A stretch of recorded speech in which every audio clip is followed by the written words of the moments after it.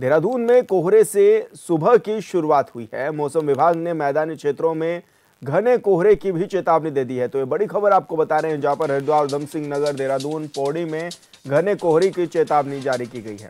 5 और 6 जनवरी को बारिश बर्फबारी की भी संभावना जताई गई है। मौसम विभाग ने जारी किया है पूर्वानुमान। तो ये बड़ी खबर आपको बता रहे हैं, जहां पर मौसम विभाग ने एक बार फिर से बारिश और बर्फबारी की चेतावनी जताई है। मैदानी इलाकों में कोहरे के भी आसार जताए हैं। तो बड़ी खबर आपको बता रहे हैं, जहां पर मौसम विभाग ने जारी किया है पूर्वानुमान और 5 और 6 जनवरी के लिए ये मौसम का अपडेट भी दिया है। उन्होंने कहा है कि इस दौरान बारिश और बर्फबारी भी देखने को मिलेगी। हरिद्वार, उधम सिंह नगर, देहरादून, पौड़ी में घने कोहरे की भी इस दौरान चेतावनी दी गई है। तो 5 और 6 जनवरी को बारिश और बर्फबारी के आसार भी जताए गए हैं। तो बड़ी खबर आपको बता रहे हैं देहरादून से, जहां पर मौसम विभाग ने बारिश और बर्फबारी की चेतावनी भी जारी कर दी है।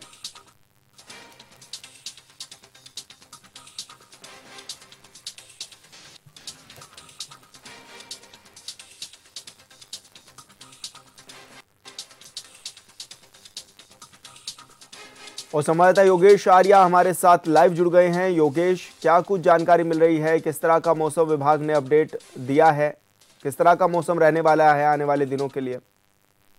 देखिए, बिल्कुल देहरादून में जो है मौसम विभाग ने जिस तरह से अलर्ट चलाया है, उसके चलते जो है कोहरे का असर देखने को मिल रहा है। हरिद्वार की बात की जाए, देहरादून की बात की जाए, तो उधम सिंह नगर की बात की जाए, पौड़ी की बात की जाए, तो इन क्षेत्रों में जो है जिस तरह से मौसम विभाग ने बताया है कि जो है कोहरे का असर देखने को मिलेगा, कोहरे का अलर्ट जारी किया गया है। तो ऐसे में निश्चित तौर पर जो है शीतलहर का प्रकोप भी रहने वाला है। भले ही देखिए विशाल, मौसम भले ही साफ होना शुरू हो गया हो, धूप निकलनी शुरू हो गई हो, लेकिन जिस तरह से शीतलहर का प्रकोप है वो निश्चित तौर पर मैदानी इलाकों में देखने को मिल रहा है। और पहाड़ी इलाकों में जिस तरह से बर्फबारी हुई है, उसका नतीजा है कि ठंड बढ़ने लगी है। और ये मौसम विभाग ने एक बार फिर 5 से 6 तारीख में जो है दोबारा से बारिश और बर्फबारी का जो अलर्ट है वो जारी किया है। तो इसमें निश्चित तौर पर जिस तरह से बारिश होगी तो उससे बर्फबारी से ठंड बढ़ेगी। और साथ ही साथ मैदानी इलाकों में फिर से कोहरे का जो है अलर्ट जारी किया गया, तो कोहरा भी निश्चित तौर पर भारी देखने को मिलेगा, जिसमें जो है विजिबिलिटी काफ़ी डाउन हो जाएगी और जो है वाहन चालकों को काफ़ी एहतियात के साथ वाहन चलाने पड़ेंगे।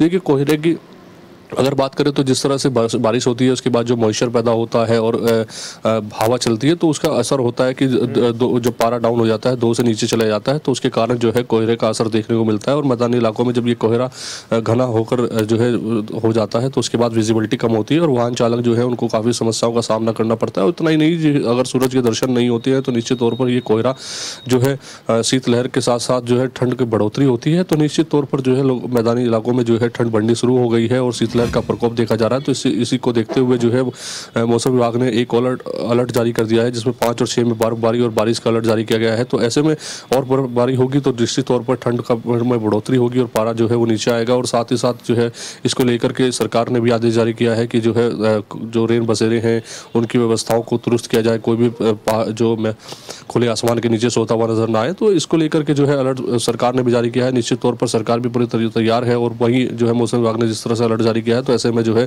जो लोग हैं उनको भी एहतियात बरतने की आवश्यकता है। जी विशाल। योगेश, एक तरफ शीतकालीन यात्रा भी जारी है और दूसरी तरफ अभी नए साल पर लोगों की आवाजाही भी उत्तराखंड में बढ़ी है। तो क्या माना जाए, किस तरह के इंतजाम इस दौरान किए गए हैं प्रशासन की ओर से भी? और क्योंकि जिस तरह से मौसम विभाग भी लगातार अलर्ट जारी कर रहा है, तो क्या माना जाए आने वाले दिनों के लिए किस तरह के एहतियात बरतने की ज़रूरत है? बिल्कुल, नए साल को लेकर के अभी भी जो है पर्यटकों का आना जाना जो है वो जारी है। उसी को लेकर के जो सरकार है उन्होंने जो पर्यटक है उनसे अपील की है कि एहतियात के तौर पर ही वो पहाड़ी की तरफ का रुख करे। जो बर्फबारी के तौर पर जा रहे हैं वहाँ पर जो है फिसलन हो सकती है, तो ऐसे में जो है पूरे एहतियात के साथ, पूरी जो है तैयारियों के साथ ही उत्तराखंड का रुख करे। तो ऐसे में निश्चित तौर पर सरकार भी जो है अलर्ट कर रही है। और शीतकाल यात्रा की बात हो रही है तो वहाँ पर भी जो है लोगों को अलर्ट रहने के लिए कहा गया है। जिस तरह से देखिए विशाल बर्फबारी हो रही है, तो वहाँ से कई बार देखा जा रहा है कि तस्वीरें आ रही है कि गाड़ियाँ जो है वो काफ़ी स्लिप हो रही हैं, गिर रही हैं। तो ऐसे में जो मौसम विभाग है वो लगातार चेताने का काम कर रहा है कि जो भी लोग पर्यटक उत्तराखंड का रुख कर रहे हैं, पहाड़ी का रुख कर रहे हैं, बर्फबारी का लुत्फ उठाने के लिए नए साल पर जा रहे हैं, तो वो थोड़ा एहतियात बरते कि जो गाड़ियाँ हैं उनमें जो है बर्फ़ के लिए जो है बर्फ़ से बचाव के लिए चेन लगा सकते हैं ताकि उससे जो है गाड़ी स्लिप ना हो। तो ऐसे में निश्चित तौर पर जो है जो मौसम विभाग है पूरा अलर्ट रहने के लिए कहा जा रहा है। साथ ही साथ व्यवस्थाओं को बढ़ाने की बात की जा रही है कि जो लोग आ रहे हैं उनकी व्यवस्थाएं बढ़ाई जाए, क्योंकि हो सकता है कि होटल फुल हो, होम स्टे ना मिल पाए और उसके कारण लोगों को खुले आसमान के नीचे सोना को मजबूर होना पड़े।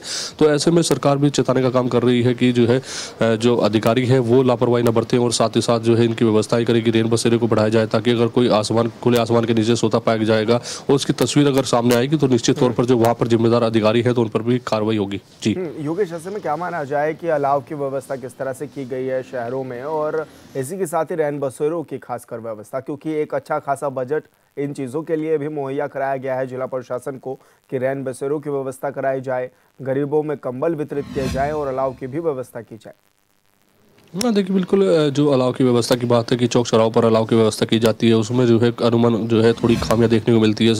जो अधिकारी होते हैं, कर्मचारी होते हैं, वो थोड़ा सा इसमें कंजूसी बरतते हैं, तो उसके कारण जो है लोगों को काफ़ी समस्याएं का सामना करना पड़ता है। लेकिन जो है जिस तरह से सरकार निर्देशित कर रही है कि जितने भी चौक चौराहे हैं, मुख्य चौराहे हैं या मुख्य मार्ग हैं, उन पर जो है भारी मात्रा में जो है अलाव की व्यवस्था की जाए, ताकि अलाव जलाई जाए, ताकि आने जाने वाले लोग हैं ठंड से बचाव के लिए वहाँ पर सेक सके।